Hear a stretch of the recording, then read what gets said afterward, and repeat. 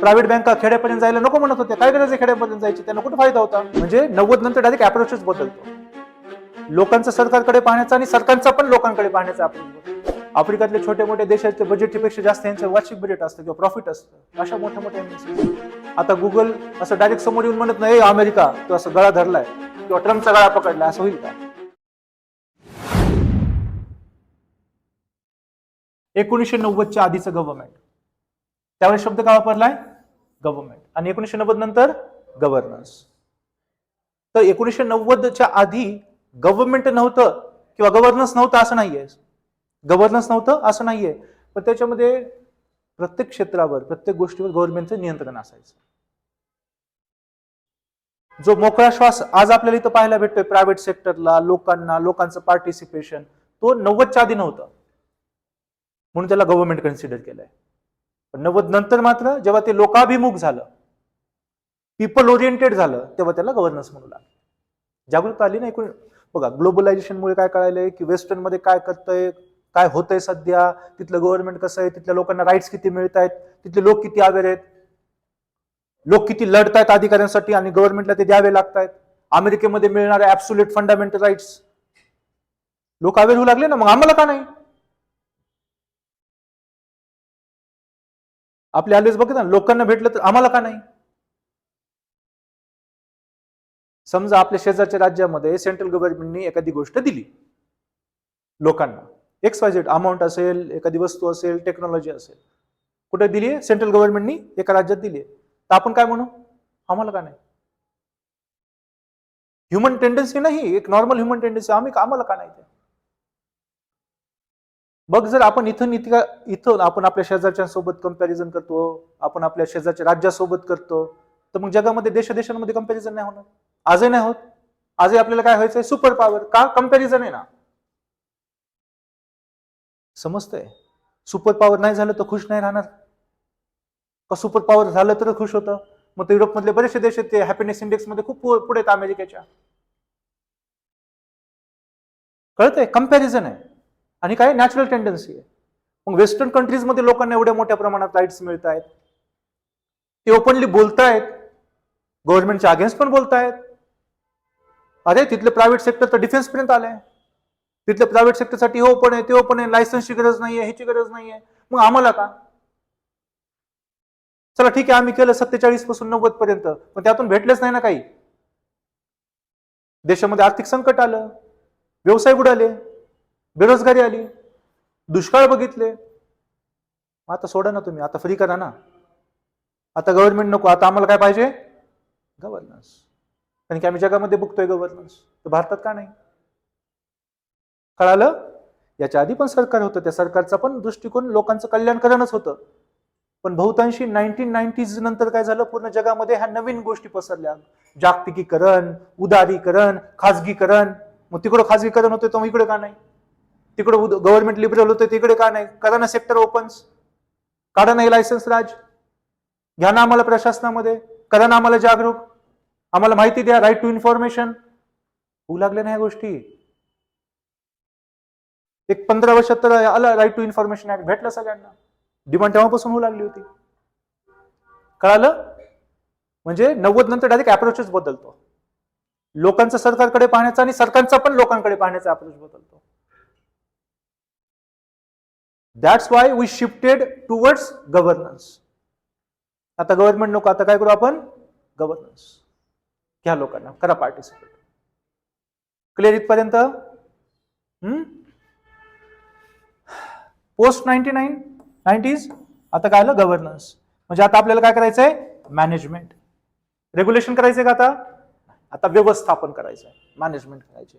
So state became a facilitator rather than just a doer.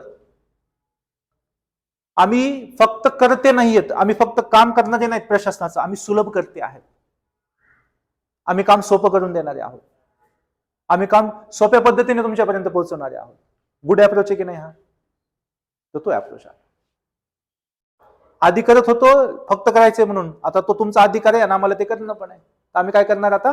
Facilitate करणार, सुलभ करणार, थोडक्यात जनतेला खुश करणार. कळालं? पण आन्सर रायटिंग मध्ये आपण ही लँग्वेज नाही वापरू शकत. नाव कशामुळे शिफ्ट झालं, what are the drivers of that shift, कसं काय बदल झाला 1990s नंतर. तर पहिलं होतं फिस्कल क्रायसिस.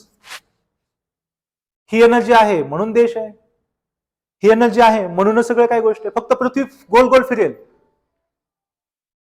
पण पृथ्वीवरती जे काही आहे ते सगळं स्टॉप होईल की नाही बिकॉज ऑफ दॅट एनर्जी. काय होईल पैसे काढले तर,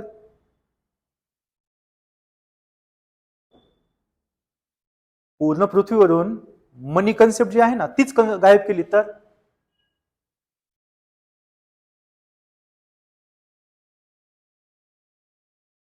मोठे मोठे ब्रँड्स दिसत असतील तुम्हाला, स्मगलर्स, टेररिस्ट, एनजीओ चांगल्या चांगल्या, सगळं बंद होईल की नाही. म्हणजे लोकांना काही ना काहीतरी पाहिजे व्यवहार करायला, तू मला हे दे तर मी तुला हे देतो, बरोबर की नाही. आणि त्याच्यामध्ये मोस्ट ऑफ द बेस्ट किंवा आपण म्हणतो ना मोस्ट इम्पॉर्टंट एनर्जी म्हणजे काय, ही तर करन्सी, मनी. आणि याचं सगळ्यात मोठं क्रायसिस आतापर्यंत 1990s मध्ये आलं होतं आपल्याकडे. म्हणतात ना काही अजून 1-2 हप्ते जर क्रायसिस वाढत राहिला असता असा तर आपल्याला फायनान्शियल इमर्जन्सी पण डिक्लेअर करावी लागली असते आणि बँकरप्ट म्हणून घोषित करावं लागलं असतं भारताला, बँकरप्ट, दिवाळखोर, या कंडिशनला गेलो होतो आपण. पण तिथून बॅक आलो आणि सक्सेसफुली बॅक आलो का, कारण की अप्रोच बदलला.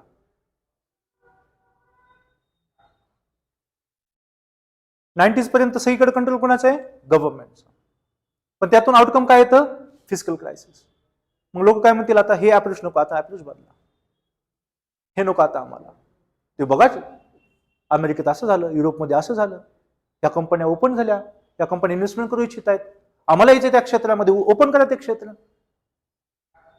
कळालं, दोन्ही अँगल. इव्हन जेव्हा IMF कडे, इंग्लंडकडे, ब्रिटनकडे आपण गेलो होतो, गोल्ड आपण घेऊन गेलो होतो, तेव्हा ते काय म्हटले माहिती का, ओपन युअर इकॉनॉमी, आम्ही तुम्हाला देतो, आम्ही तुम्हाला डॉलर्स देतो कर्ज म्हणून, आम्ही तुम्हाला देतो मदत, पण you have to open your economy. इकॉनॉमीला ओपन करा म्हणजे काय, त्याच्या आधी क्लोज इकॉनॉमी होती. इकॉनॉमी मध्ये बघितलं असं की नाही तुम्ही सब्जेक्टमध्ये, 90s पर्यंतच्या पिरियडला काय म्हणतो, क्लोज इकॉनॉमी. बाहेरच्या कंपन्या भारतात येत नव्हत्या असं नाही, येत होत्या पण under the government, under the supervision of government, under the control or regulation of government, पूर्णपणे. म्हणजे समजा आता तुम्ही एखादी दुसऱ्या देशातली एखादी कंपनी आहे, मी भारत सरकार आहे, तर तुम्ही मला माझी मदत म्हणून येत आहे, इथं येऊन प्रॉफिट कमवण्यासाठी नाही, मी म्हटले म्हणून. जे काय असेल व्यवहार तो आपल्यात असेल, गव्हर्नमेंटमध्ये आणि त्या कंपनीमध्ये. आज आपण बघतो की गव्हर्नमेंट काय करतो, त्यांना परमिशन देतो, डायरेक्ट ते इन्व्हेस्टमेंट घेऊन येतात, इथं येतात, प्रॉडक्ट्स बनवतात, विकतात, प्रॉफिट पण कमवतात. एवढं फ्री नव्हतं त्यावेळेस, गव्हर्नमेंट सोबत सगळे व्यवहार असायचे. म्हणजे बाहेरच्या कंपन्यांसाठी देश बंद, मोठा गेट बंद. 2 गेट असतात जेलला, माहिती ना, एक मोठं गेट असतं आणि एक छोटं गेट असतं, कैदी बाहेर येतो तिथून, है ना. तर मोठं गेट बंद, पण छोटं गेट आहे ते गव्हर्नमेंट हा काय आम्हाला गरज, समजा आता स्पेस मधली, चला स्पेस मधली या आणि तेच काम करा, आणि जे काय व्यवहार होईल गव्हर्नमेंटमध्ये आणि त्या कंपनीमध्ये होईल. म्हणजे ते प्रायव्हेटली तो ऑपरेट नाहीत करत, गव्हर्नमेंट जे म्हणाल तेच करणार ते. समजतंय. भोपाळ गॅस ट्रॅजेडी झाली होती, बाहेरची कंपनी, बघितलं मूवीमध्ये, डॉक्युमेंटरीमध्ये बघितलं असेल. तर अशा इन्व्हेस्टमेंट असायच्या त्या. कळालं. तर कंपन्या येत होत्या आधी सुद्धा, पण त्या गव्हर्नमेंटसाठी येत होत्या. गव्हर्नमेंट जेवढं ढील देईल तेवढंच काम करणार ते, त्याच्यापेक्षा जास्त नाही. आज तसं आहे का, आज फ्री आहे. म्हणजे आपली काय झाली, इकॉनॉमी ओपन झाली, फ्री इकॉनॉमी. आधी क्लोज इकॉनॉमी होती, नंतर ओपन किंवा फ्री इकॉनॉमी झाली 1990s नंतर. क्लिअर, समजलं हे. मग हे क्रायसिस घालवण्यासाठीच ते होतं globalisation. Power disperse to supranational bodies like WTO, united nation, multinational companies, specifically MNCs. एवढ्या प्रचंड पॉवरफुल आहेत ते आज सुद्धा, गव्हर्नमेंटला खूप प्रभावित करतात. फार्मा मधल्या कंपन्या गव्हर्नमेंटच्या पॉलिसीजला हे करतात, प्रभावित करत असतात जगभरात. आफ्रिका वगैरे देशांमध्ये तर खूप जास्त प्रभावित केलं जातं, लॅटिन अमेरिका, एशिया, की त्यांचं बजेट खूप मोठं असतं. MNCs म्हणजे आफ्रिकातल्या छोट्या मोठ्या देशाच्या बजेटपेक्षा जास्त यांचं वार्षिक बजेट असतं किंवा प्रॉफिट असतं. अशा मोठ्या मोठ्या MNCs आहेत. साहजिक गव्हर्नमेंटला हे करतात त्या. आज मला सांगा, व्हॉट्सअप सोबत पंगा घेईल का कोणी, गुगल सोबत कोणी पंगा घेईल का कोणतं गव्हर्नमेंट. आता गुगल असं डायरेक्ट समोर येऊन म्हणत नाही अमेरिका तो असं गळा धरलाय किंवा ट्रम्पचा गळा पकडलाय असं होईल का? नाही. पण इनडायरेक्टली पकडलाय की नाही पकडलाय? हे एमएनसीज आहेत. फेसबुक, मेटा पंगे नाही घेऊ शकत ना. आज बोलवलं त्या मार्क झकरबर्गला इतक्या वेळेस सिनेटमध्ये, याच्यामध्ये त्याच्यामध्ये, केलं का बॅन फेसबुक? होऊ शकते का? झालं तर काय होईल? किती लोक जोडलेले आहेत? गुगलचं काय एम्पायर आहे? आज कुठे नाही येतो. जेव्हा मी तुम्हाला म्हणतो आपल्याला सगळ्यात जास्त कोण ओळखतंय, तर कोण ओळखतंय? कोण? गुगलच ओळखतो सगळ्यात जास्त. मग मेटा, आणि आपल्याला म्हणजे हे 850 कोटी लोक आहेत, त्याच्यापेक्षा अर्ध्यापेक्षा जास्त लोक आहेत त्याच्यामध्ये. कळालं हे एमएनसीज? तर मग ते त्यांचा प्रभाव करू लागलाय. युनायटेड नेशन, त्याच्यात युनायटेड नेशन सिक्युरिटी काउन्सिल, तर यांच्याकडे आता चांगला प्रभावी ताकद येऊ लागली. Civil society rise, NGOs demanding participation like right to information, झालं सुरू. सिव्हिल सोसायटी असं समजा जागरूक नागरिकाचा एक गट. हा शब्द भारतामध्ये खूप जास्त प्रचलित झाला जेव्हा अण्णा हजारे यांचं उपोषण सुरू झालं anti corruption. Who we are हा प्रश्न होता, त्यांना आम्ही कोण आहेत तिथे? मग ते कोण होते? सिव्हिल सोसायटीचे मेंबर्स, जे डिमांड करतायत करप्शन मुक्तीसाठी, एक संरचना बनवा करप्शनला फाईट करण्यासाठी, त्यासाठी ते डिमांड करतायत. मग डिमांड करणारे कोण आहेत? तर सिव्हिल सोसायटीचे मेंबर्स. ठीक आहे, समजलं हे इथपर्यंत? क्लिअर? आता याची इव्होल्युशन गव्हर्नन्सची कशी झाली, कुठून तिथपासून बघायचं. आता प्री लिबरलायझेशन 1947 to 1991, त्यावेळेस काय होतं? माय बाप सरकार, सरकारचं संरक्षण करता, तोच गार्डियन आहे आणि तोच सगळं काय आहे. तो जे म्हणेल ते ठीक आहे. एक प्रकारे आपण म्हणू शकतो की लोकांना आणि ब्रिटिशांचा प्रभाव, दडपशाही. आणि भारत जेव्हा इंडिपेंडेंट झाला, आपण खूप समस्यांना ग्रसित होतो. पॉवर्टी, इलिटरसी, रस्ते नाहीयेत, इन्फ्रास्ट्रक्चर नाहीये. सेपरेटिस्ट भावना आहेत का? आहेत. लगेच नॉर्थ ईस्ट मध्ये चालू होतं, लगेच 60s मध्ये नक्षलाइस्ट माओइस्ट मुवमेंट चालू होते, है ना, खलिस्तानी मुवमेंट चालू होते, जम्मू काश्मीरची प्रॉब्लेम सुरू आहे. म्हणजे एकीकडे समस्या आहेत आणि दुसरीकडे ह्या प्रॉब्लेम्स पण आहेत, म्हणजे चॅलेंजेस पण आहेत, त्या पण खूप तीव्र स्वरूपाच्या आहेत. हे भारताचे चित्र आहे की नाही? आणि अशाच्यामध्ये ह्या डायव्हर्सिफाय कंट्रीला सांभाळायचंय.